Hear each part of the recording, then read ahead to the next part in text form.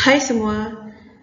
Video kali ni kita bincang latihan intensif 2.3 macam Cikgu Syu cakap video sebelum ni, di mana untuk latihan intensif ni Cikgu Syu akan divide kepada dua bahagian.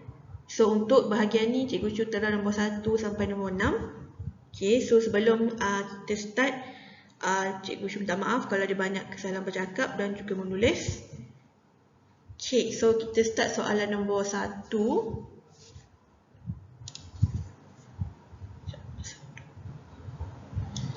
Cari nilai-nilai atau julat nilai K jika fungsi kuadratik yang pertama ni mempunyai hanya satu pitasan X. Ingat balik, kalau satu maksudnya dia sama maksud dengan punca yang sama. Maksudnya kita akan guna B kuasa 2 tolak 4AC sama dengan kosong. So dia menyentuh satu pitasan, maksudnya satu macam ni je lah. So kita masuk je dalam formula. So B adalah negatif 4 kuasa 2 tolak 4. A adalah K. And then kita punya C adalah K tolak 3 sama dengan kosong. Negatif 4 kuasa 2 dapat 16. Tersasul. Lepas tu kalau awak keliru, macam Cikgu Syu pernah cakap sebelum ni, awak boleh darab ni dulu. Maksudnya tolak 4K, lepas tu kurungan K tolak 3 sama dengan kosong. So 16 tolak K yang ni kita akan dapat 4K kuasa 2. K yang ni kita dapat positif 12K sama dengan kosong. So kalau awak susun, awak dapat macam ni lah. Susun ni sebab nak tengok mana A, mana B, mana C. Lepas tu boleh guna kalkulator je, EQN tu menggunakan factorize, awak akan dapat dua jawapan. Yang pertama adalah K tambah 1, K tolak 4 sama dengan kosong. So awak dapat jawapan K adalah negatif 1 dan 4.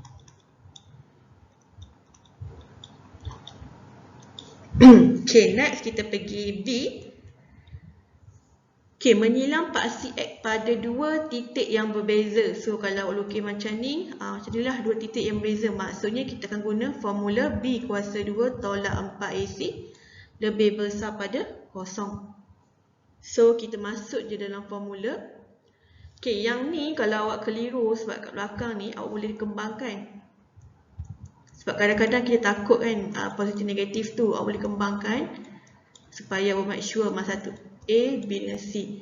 So kat sini awak dapat 4K tolak 8. So maksudnya A dia adalah 3, B dia adalah negatif 4 dan C dia yang ni. So kita masuk je dalam formula. Negatif 4 kuasa 2 tolak 4, A adalah 3, C adalah negatif 4K tolak 8. Lebih besar pada kosong. Negatif 4 kuasa 2 adalah 16. Ni pun sama, awak darab ni dulu, awak dapat 12. Lepas tu darab yang ni awak dapat tambah 48K. Darab yang ni awak dapat tambah 96 sama dengan kosong. Lepas tu 16 tambah 96 awak dapat 112. Lepas tu pindahkanlah yang ni. Awak dapat negatif 112. Lepas tu pindahkan 48 tu pula. Negatif 112 bahagi 48. Lepas tu awak pemudahkanlah. Awak akan dapatlah jawapan dia K lebih besar pada, tak cantik, sini lah, K lebih besar pada negatif 7/3. Ni soalan B. Sebab video dia batuk, sebelum tak batuk pun. Next kita pergi soalan nombor 2. Untuk nombor 2, cari nilai terkecil bagi integer M dengan keadaan fungsi. So dia bagi satu fungsi sentiasa positif untuk semua nilai nyata X. Cikgu Syu rasa macam tak ada ke ada yang dalam nota sebelum ni, Cikgu Syu lupa lah pula. Tapi awak boleh check balik. Tapi Cikgu Syu terang balik kalau awak jumpa soalan tu cakap sentiasa positif atau sentiasa negatif, Awak nak guna formula yang mana? Okay, so ingat kalau dia cakap pasal menyentuh satu point ataupun point yang sama, kita cakap dia sama dengan kosong. Kalau dia cakap mempunyai dua punca yang sama, berbeza dan ataupun menyentuh dua point, kita akan cakap dia lebih besar pada kosong. Dan kalau dia cakap tiada punca yang nyata ataupun tidak menyilang, itu kita guna lebih kecil pada kosong. Tapi selain pada tu, ada juga perkataan yang diguna persamaan ni sentiasa positif, kadang-kadang soalan tu dibagi sentiasa negatif. So, untuk yang ni pun dia guna untuk lebih kecil pada kosong. Okay, kalau dia kata sentiasa positif ataupun sentiasa negatif untuk semua nilai nyata X. Maksudnya dekat sini, kalau awak lukis gambar, kalau untuk yang ni, dia kan tidak menyentuh koordinat X kan, untuk lebih kecil pada kosong. Maksudnya graf tu akan berada di atas, kalau untuk sentiasa positif ni. Kalau untuk yang sentiasa negatif, graf tu akan berada di bawah. Yang ni untuk sentiasa negatif. So, ni untuk graf yang masam lah. Okay, so dia tak boleh untuk lebih besar. Sebab kalau lebih besar dia kan menyentuh. So bila dia menyentuh, boleh jadi koordinat X tu akan jadi negatif. Okay, so sama juga dia tak boleh yang menyentuh satu pun tak boleh. So bila dia cakap sentiasa positif ataupun sentiasa negatif, awak merujuk pada yang ni. Sebab dia nak cakap graf tu memang akan berada di atas paksi X. Kalau sentiasa positif, yang ni akan sentiasa berada di bawah paksi X. Okay, so ni salah satu nota barulah. Kalau dia cakap sentiasa positif atau negatif, awak guna formula ni. So sekarang ni kita guna formula ni untuk cari nilai M. So B dia adalah 7 kuasa 2 tolak 4. A dia adalah M. C dia adalah 3. Lebih kecil pada kosong. So 7 kuasa 2 adalah 49. So yang ni 4 darab M. Kan? Okay, mungkin boleh buat satu. Sebab dah biasa satu kan. So 49, 4 darab 3 adalah 12 M. Sorry. Okay, lepas tu pindahkan 49 tu, awak akan dapat lebih kecil negatif 49. Okay, awak nampak kat sini ada negatif kan. So bila ada negatif kat situ, yang ni akan berubah. Jadi negatif 49 bahagi negatif 12. So M awak akan dapat lebih besar pada 49/12. Ataupun kita kata dia sebagai 4.08. Tapi dia nak nyatakan cari nilai terkecil bagi integer M. So ni kan dalam bentuk julat.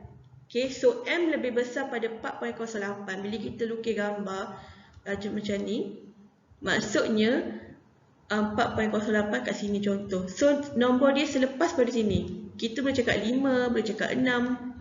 Tak salah sebab memang dia punya ni adalah lebih besar. Tapi soalan minta yang terkecil. So siapa yang kita jumpa dulu? 5 kan? So jawapan dia adalah M sama dengan 5. Okay, ni untuk soalan nombor 2. Cikgu harap awak boleh faham penerangan ni. Okay, next kita pergi nombor 3. Fungsi kuadratik ni, okay, dia bagi yang ni. Sekejap, cikgu nak tulis lah. Sama dengan X kuasa 2 tambah 6X tambah N. Okay, dengan keadaan formula. Okay, yang pertama, ungkapkan dalam bentuk ni. Okay, ni dalam bentuk vertex kan. Okay, dalam bentuk vertex ni kita kena guna formula penyempurnaan kuasa 2.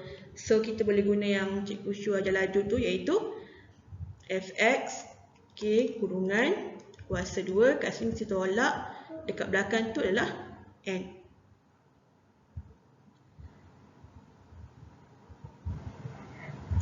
Sekejap. Betul lah N. Sorry. Terdengar something. Okay, lepas tu kat sini X. Lepas tu kat sini 6 kan. So 6 bahagi 2 adalah 3. So tambah 3. So 3 kuasa 2 adalah 9. Okay, so ni jawapan dia. So kita tak dapat nak selesaikan lagi sebab yang ni adalah bentuk N. So ni jawapan dia lah. Okay, yang B. Diberi nilai minimum Fx adalah negatif 5. Okay, kat mana nilai minimum? Yang belakang ni. Ingat tak? Yang belakang ni adalah merujuk pada minimum. So sekarang ni minimum dia kat sini untuk persamaan ni. Okay, and then dia bagi jawapan dia negatif 5. So jadi negatif 9 tambah n adalah negatif 5. So kita nak cari nilai n tu. So kita dapatlah negatif 5 tambah 9, kita dapat 4. Okay, so C, lakarkan lengkung. So sekarang ni kita masukkan persamaan dia. So fx sama dengan x tambah 3 kuasa 2 tolak 5. So apakah koordinat vertex dia? Ataupun kita kata kat sini koordinat dia punya minimum negatif 3, 5. Negatif 5, ingat yang ni koordinat y, yang ni koordinat x. Kita keluarkan dapat negatif. So kita boleh lukis gambar lah.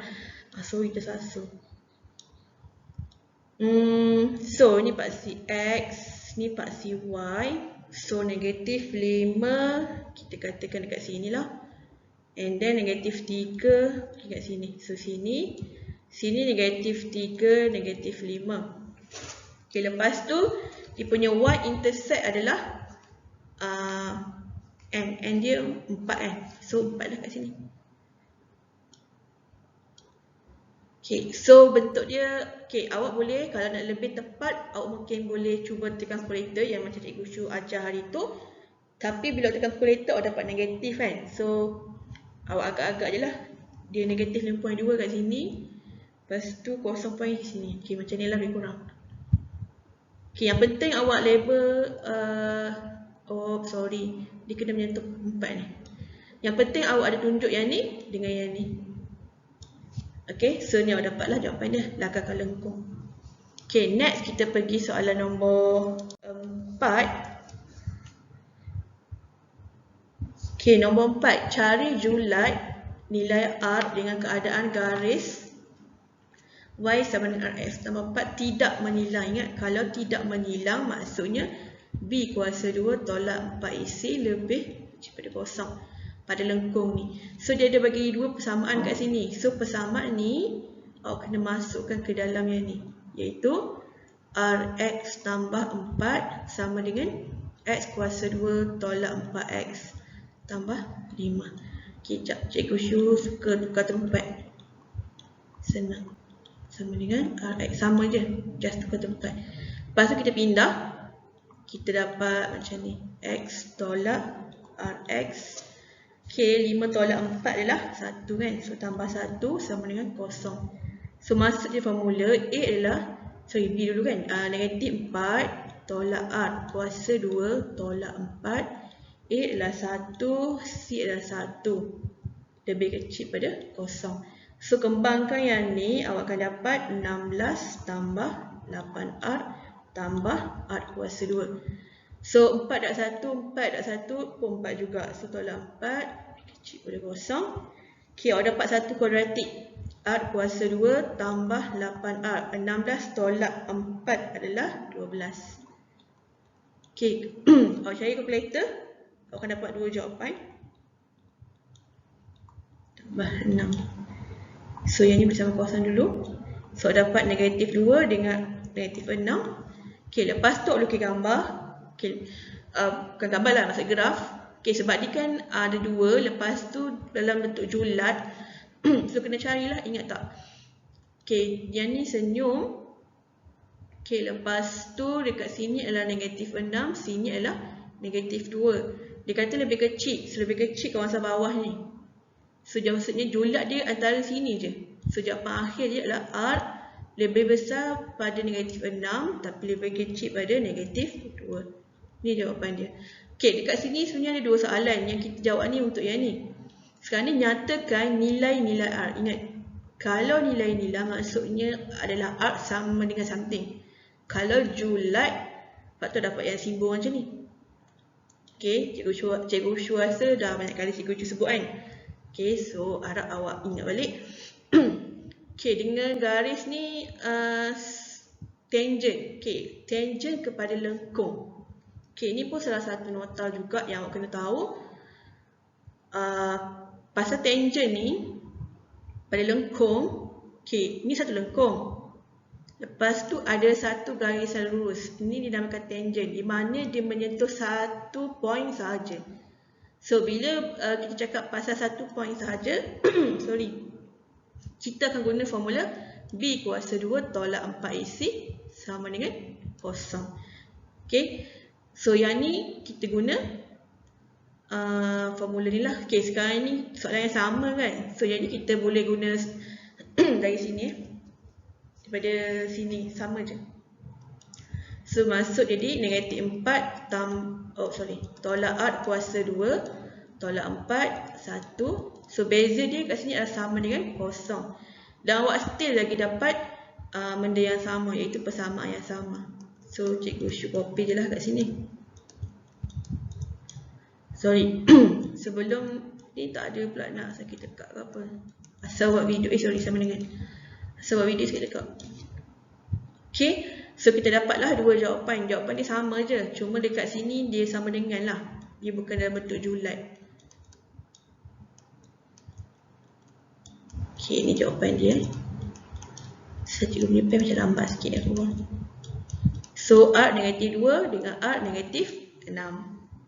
Okay, ni soalan nombor 4. Okay, next kita pergi soalan nombor 5. So nombor 5 ni banyak mengarang sikit.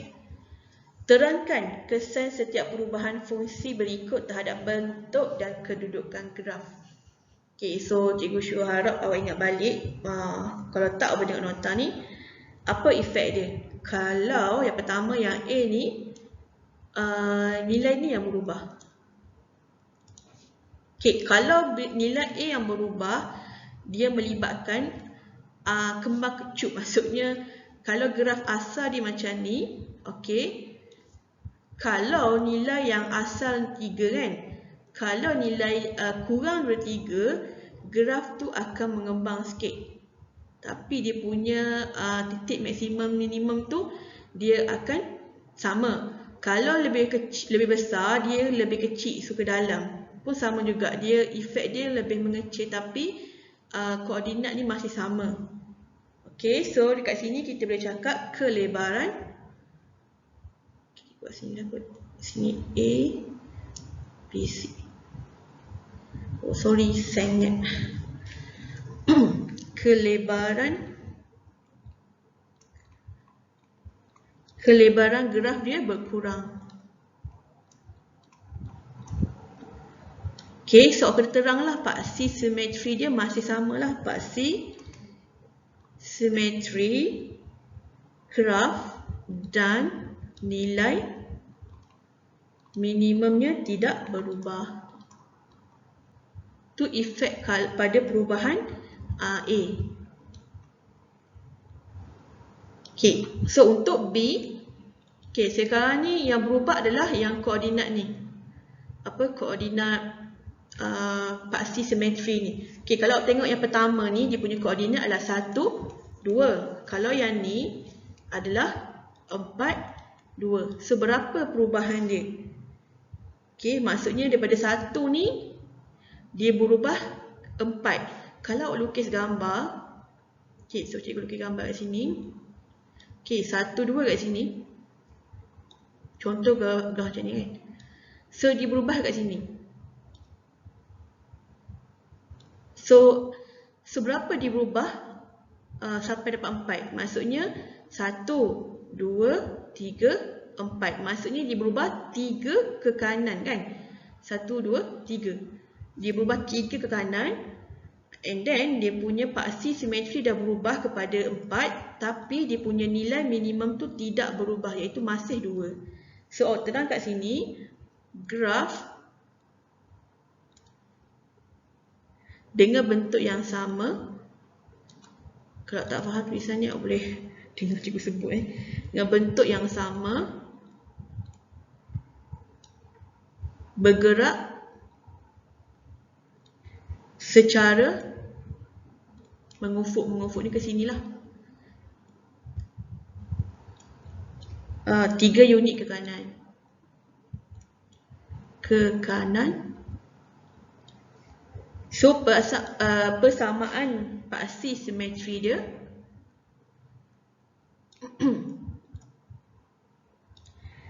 menjadi X sama dengan 4. Dan nilai minimumnya tidak berubah, iaitu 2.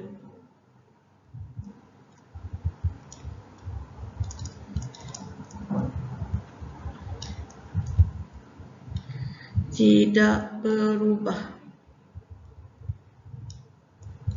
iaitu 2. Okay, and then C.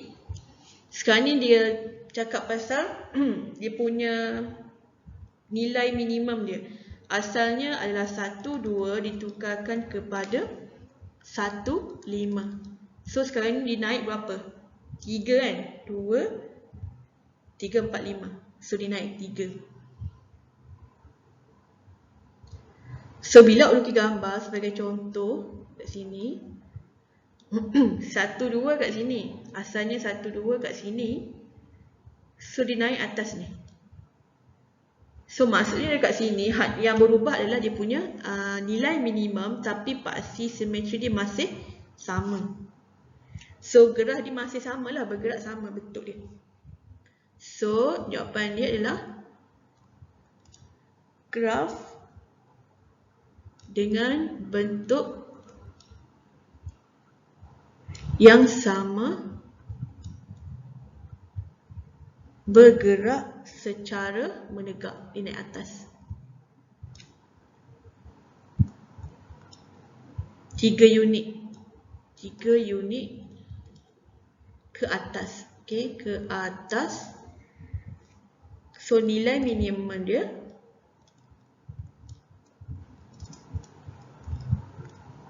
menjadi 5 dan paksi simetri tidak berubah.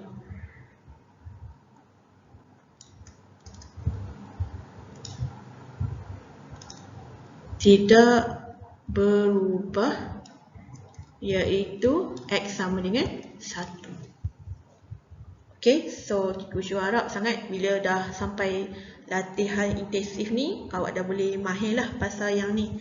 Apa efek dia pada A berubah, efek dia kalau yang ni buka kanan kiri ke, ataupun yang ni, yang C ni. Okay, next kita pergi yang last kali untuk video kali ni, iaitu nombor 6. Okay, ketinggian H dalam meter seekor burung untuk menangkap ikan di sebuah tasik boleh diwakili oleh fungsi. Okay, dengan keadaan T ialah masa dalam saat apabila burung tersebut mula bergerak untuk menangkap ikan. Lakarkan graf HT. Okay, so dekat sini kita cari dulu nilai minimum ya, sebab sini kan positif, so minimum. So koordinat dia adalah 3. Okay, kat belakang tak ada kan, maksudnya koordinat Y dia adalah kosong. And then awak cari dia punya dia punya y-intercept. So y-intercept adalah bila koordinat x kosong, tapi kat sini merujuk pada h dengan t, maksudnya t tu kosong lah. So bila t kosong, so 2 kosong tolak 3 kuasa 2. So 2 negatif 3 kuasa 2. 9 2 adalah 18 kan. So jadi kat sini awak lukis gambar 3 kosong kat sini, so label 3 kosong and then 18 kat sini. Sini paksi Y, sini paksi X. So lebih kurang macam ni lah. Macam ni. So burung tu, okay, ingat balik belajar sebelum ni. Ni soalan ni tahu kebat lah lebih kurang. So ni awak anggap kat sini adalah dia punya air. So burung tu berada di sini. Kenapa berada di sini? Sebab bila T kosong, maksudnya burung tu belum bergerak. Jadi burung tu ada kat sini lah. Ni burung. Okay, burung ada kat sini. Lepas tu dia akan turun kat bawah ni. Lepas tu dia naik balik kan. Tu lah bentuk graf dia. Okay, so untuk fahamkan bentuk graf dengan pergerakan burung. Okay, untuk B, gerakan burung seekor burung lain pula diwakili oleh fungsi RT sama dengan 2HT. Maksudnya masih menggunakan yang sama, cuma RT ni 2HT. So HT adalah, kita masukkan lah, tolak 3 kuasa 2. So yang boleh darab yang ni je, 2 tolak 2 ni 4. So tak boleh nak kembangkan dalam ni sebab ni kuasa 2. Okay, awak tengok dekat sini perubahan daripada 2 kepada 4. So bila awak lukis gambar, sepatutnya gambar tu lebih kecil sikit dia punya dari sini lah. Sekarang ni kembang, so dia kena kecil sikit. So bila lukis, dia punya part C ni, nilai minimum dia masih sama, 30. Tapi yang rubahnya kat sini lah, 36. Oh, macam dah 36, sorry. Masukkan T0, cikgu lupa dah tu. Okay, masukkan T0. So, 9 kuasa 2. So, ini dia 3 kuasa 2, 9 dah 4, 6, 36. Okay, awak lukis gambar tu, dia akan kecil sikit lah daripada yang first tu sepatutnya. Kelebaran dia kecil sikit lah. Macam ni. So, ni cara nak lukis dia. Okay, lepas tu C. Bandingkan graf HT dengan RT. So, bandingkan, awak boleh bandingkan dalam bentuk ni lah. Boleh cakap yang ni lagi kembang daripada yang ni. Ataupun nak cakap yang ni kurang. Sama je maksud dia. Tapi dekat sini cikgu Syu tulis. Sebenarnya cikgu Syu ambil skema jawapan je ni. Graf fungsi HT dengan nilai A sama dengan 2 lebih lebar daripada graf RT. RT dengan nilai A sama dengan 4. Okay, so maka Okay, ni dah.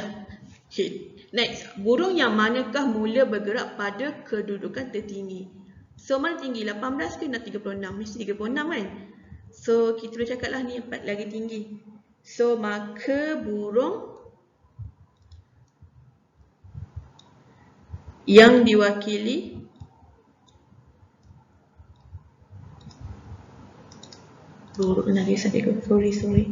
oleh fungsi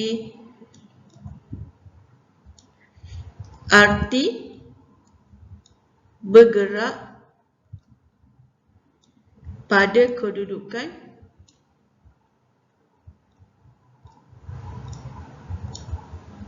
tertinggi, iaitu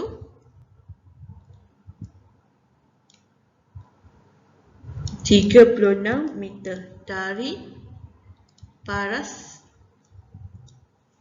air berbanding burung tak muat lah. Cikgu sebutlah yang diwakili oleh fungsi HT. Iaitu 18 meter. Tapi kalau nak lagi jelas boleh tengok skema jawapan apa teks. Sebenarnya tak kisah kalau tengok je skema, tapi kena faham lah. So ni cara nak faham dia. So graf ni adalah sebenarnya merujuk pada pergerakan burung. So burung ni berada kat sini. Kalau T tu kosong sebab dia belum bergerak. So ni adalah permukaan air. So bila burung turun bawah, dia naik balik. Okay, so and then aplikasi dia akan tanyalah apa yang mana tertinggi semua. So kalau awak faham dia punya basic, awak boleh nampak dan awak boleh nak terangkan macam mana. Okay, so untuk tajuk ni macam Cikgu Syu cakap hari tu, dia sangat penting untuk awak faham macam mana nak cari koordinat ni. Koordinat vertex tu. Awak cakap nilai maksimum atau minimum. Okay, so kita sambung untuk next video. Cikgu Syu akan terangkan soalan nombor 7 hingga nombor 11. Dan lepas tu kita masuk chapter 3. Maaf sebab delay terlalu lama sebab biasalah sibuk kan. So awak doakanlah Cikgu Syu konsisten membuat video dengan setiap hari. Okay, so kita jumpa lagi next video. Siapa yang belum subscribe boleh subscribe dan tekan butang loceng untuk dapatkan notification video terbaru Cikgu Syu. Okay, terima kasih semua. Bye.